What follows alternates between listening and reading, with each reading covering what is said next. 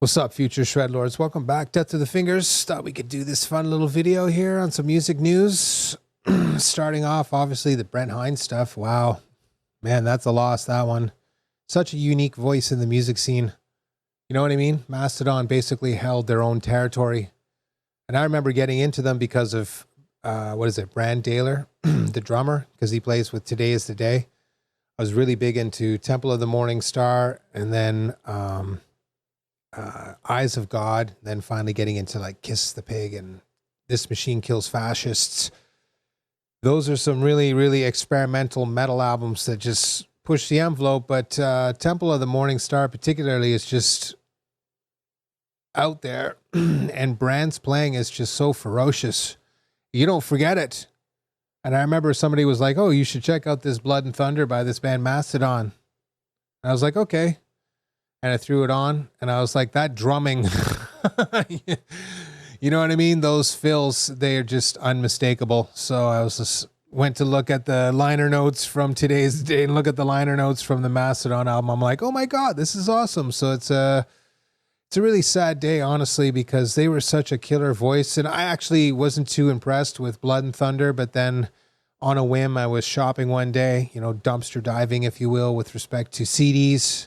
And I found Crack the Sky for $4 at the, the pawn shop, and I bought it. And I'm like, this is a metal masterpiece. And then after that, I was like, this band can do no wrong, really. I mean, not every album's for me, but basically you can put on any one of those albums and it's really high quality music. I prefer the earlier stuff, you know, the Hunter, sort of like Crack the Sky. There's that other one there, I can't remember exactly. The Emperor of Sand's pretty good. So, you know, that's just it. It's very, very, very, very difficult to replace a person like that holds such a unique spot in the artistic space. And because of the nature of his death, man, I'm just like, it's so nonsensical, like just some moronic traffic incident. What the fuck, man? Really? Man, it's like the dime bag thing all over again. It's just like, I mean, that one's even more egregious, if you will, but this one is almost there. It's like, you know, you're so stupid, you don't know how to drive. Then you just happenstance take out one of the best musicians of, the 2000s and 2020s. Like, what the fuck is the matter with you, man?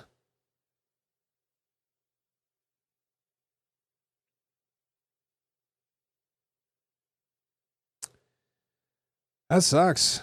That just, rest in peace, brother. I'll see you up there, down there, wherever. Rest in peace. We'll see you again soon, no doubt. Next on the list here is the New Testament stuff. It's pretty good. I feel like it's, sort of like a continuation of Brotherhood of the Snake or whatever that was, Dark Roots of the Earth. See, for me, like, obviously I grew up with the New Order and Practice What You Preach. Retroactively, I went back and checked out Legacy, but I was just like, you know, for me, New Order is really where the magic starts to happen. And then Practice What You Preach is sort of, it's on par, but in a way, it's kind of a little bit lower. It's just not quite as impactful. I don't know. The songs are all very good. And then there's kind of like a lull. And then all of a sudden you hit the low demonic period and it just shoots right up again, and it's absolutely devastating. And then you get that sort of experimental period where they blend the two together, this more death metal-y period and the more thrashy period. You get like, you know, the Clash of Titans or Titans of Creation or Creation of the Titans, I can't remember, and Brotherhood of the Snake and all that stuff. And it's pretty good, you know, like it's got the classic sound, but I feel like they need to inject some new elements into their music to really take it in a new direction. Enslaved is probably the greatest example of this after the whole Eld stuff and the sort of Viking speed black metal. They start to get a little bit more experimental on Mardrum, which is a absolutely ridiculously killer album. And then boom, they just dropped Monumension. I remember distinctly buying it I just absolutely hated it. Tucked it away for 6 months, was working on a Visual Basic project that was, working with SQL. And I was like, I don't know what else to listen to. So I put it on and I'm furiously typing away. And so I'm not even really paying attention to the music, and it's just on repeat and stuff like that. And it's just such a weird album that you don't really notice for the first 2 or 3 listens. But then it just started to really suck me in, It was just like, and it just warped my mind. And I was like, this is a black metal masterpiece. And it really is. And that was it. And then Below the Lights came out, and I was just like, damn, these guys can do no wrong. So I feel like Testament needs to do a little bit of that. You need to throw a little bit of whatever that is, the psychedelic factor, the weird factor, call it what you want. They need something to offset this more technical stuff that they've been doing for a while now, to help inject a new element into the music, to really give them something to play with, because it's just getting stale and formulaic. It's what I call the curse of Dream Theater. Dream Theater came into this right after Train of Thought. I felt like that was the last truly supreme Dream Theater album. It's phenomenal. But things after that started to just really get to be like it's a manufacturing process. They just stamp out molds, the Dream Theater mold. And although there's definitely songs on there, you're like, this is definitely God tier level Dream Theater. It's not like when you listen to the whole album. And to me, that's the litmus test right there. Do I listen to the whole album, or I just want to listen to a couple songs? That's what I learned from Ozzy. You get like great album, great album, great albums. You start getting into like Ultimate Sin and stuff like that. And don't get me wrong, the axe work is amazing, but they're being hampered. Look at the absolute total change of direction Jakey took when he went into Badlands, which that first Badlands album, I listened to it a couple days ago. Man, that is one kick-ass album. Come on. You know what I'm talking about, man. It's awesome. Right after that, and then I listened to Cult Electric. That was like the best hour and a half I've had in a while. Just gaming it up, listening to those 2 albums. I was just like, killer. So that was a good time. So, it was pretty good. But I feel like, they're getting formulaic. And now I feel like I'm actually sort of starting to go back to some of the older bands. Like, obviously, Testament was a very, very, very important band, musically speaking, for me, because they really influenced me in the early days. But, you've got Forbidden. You've got, where I personally like Twisted Into Form. You've got things like Vicious Rumor, Welcome to the Ball. That's another sort of thrash with the slash and then the metal, not just thrash metal, but also a metal album, because there's more singing elements on there. And it's just phenomenal. That's a really, really killer metal album that I think a lot of people sleep on. So go check that one out. Vicious Rumor. Welcome to the Ball. You'll be like, shit, yeah, that's awesome. Anyways, I feel like that's actually happening to a lot of bands. Then I saw a video recently with Jared Dines talking about what I call the Rick Beato syndrome there, where effectively, I think he was saying Warner Music Group, but I can't remember. So allegedly a music group, a big one, made a copyright claim on one of his videos, and 3 years later they released it. But the thing is he made a really, really good point, and this is another canary in the coal mine, because a lot of people got pissed off when I started dropping some truth bombs. But here's another one for you. They kept all the money, and then we're like, yeah, you're right, this isn't copyright infringement. And then they released the copyright claim, and he got his video back, if you will, but none of the money that it generated. Now, it probably wasn't a huge amount in the first place. Maybe it was, I don't know. He didn't really actually mention it, but I think you know what I'm saying. You know what I mean? Like, does that sound even remotely fair? I don't think so. You know what I mean? Like, that's crazy. That is absolutely crazy. And here's the thing, unless you have legal experience or knowledge, you're kind of up the creek.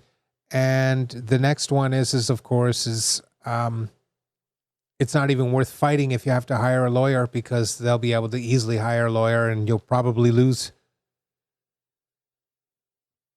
The court will just dismiss it. They won't actually let it go to court. That's one that people don't actually see coming. They're like, no, I'm in the right here. And you absolutely are in the right. And the courts just won't hear it. They'll be like, nah, this is not a pressing court matter. And that's it.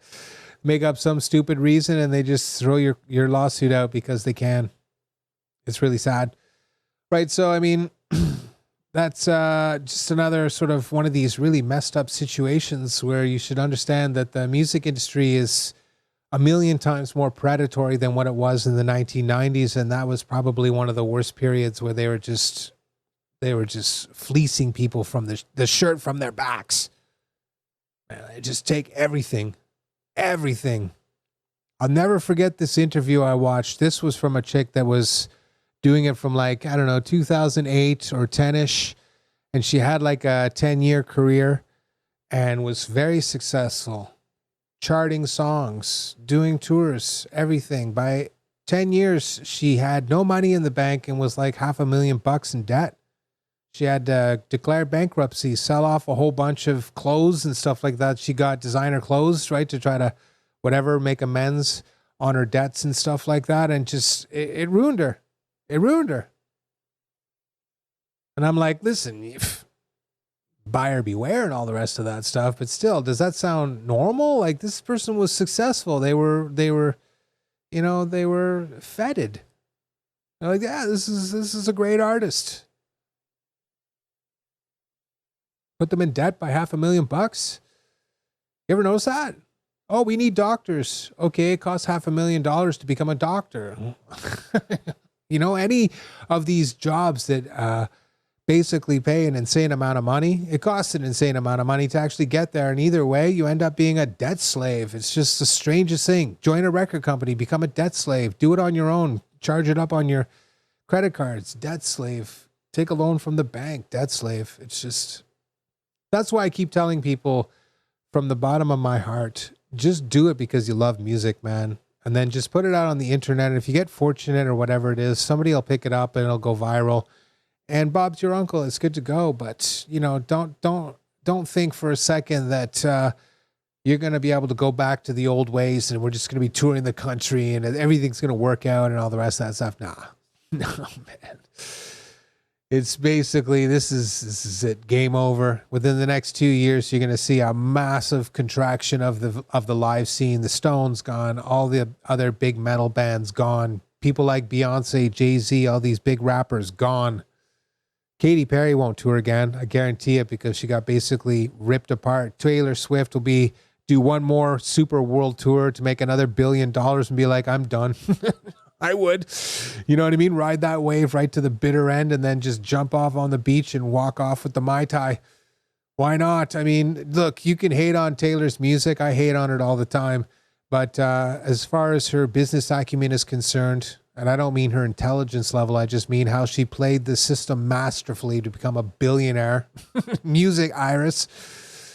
Oh, well, you got to respect the game, man, a little bit. You know what I mean? It's kind of like Drake. I hate his music, except for a couple songs. And you just got to respect the hustle, man. He kind of took a situation that is full of pitfalls in every direction and really spun the thing in his favor. It's just truly impressive. It really is. So, there's some basic silly music news. We're going to do other videos too. I'm going to do one on 80s tone. I was thinking about how I could do that, because somebody made a great suggestion in the comments, and I was just like, that's awesome. We should just do great guitar tones from various albums, so you can listen to them and whatnot. And there is going to be a playlist in this. I went through and did it before here, so I wouldn't forget this time, of some music you could check out. There's Today's Today if you want to check it out. There's the Lantlos one.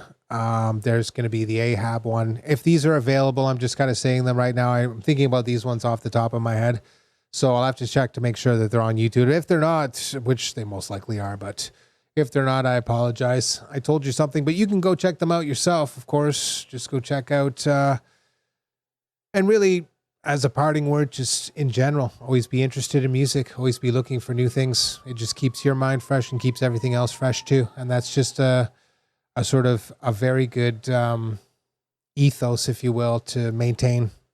So there it is. That's the video. I appreciate every single one of you. I hope you have a killer weekend. We'll be back on Sunday getting into the songwriting stuff. We're going to lay out the chord progression and all that good stuff. So I'll see you then.